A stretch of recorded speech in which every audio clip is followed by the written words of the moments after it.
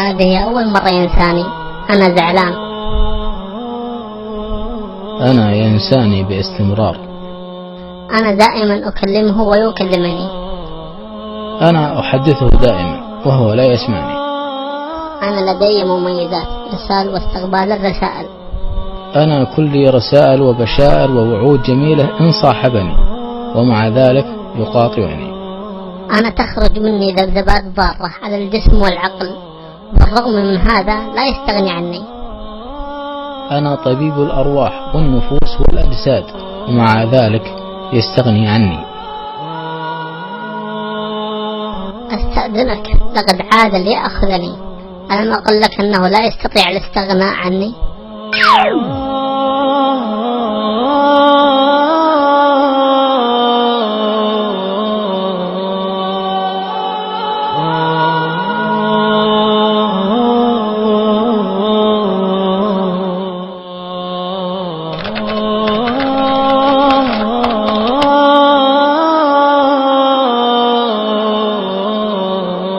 تبارك الذي نزل الفرقان على عبده ليكون للعالمين نذيرا.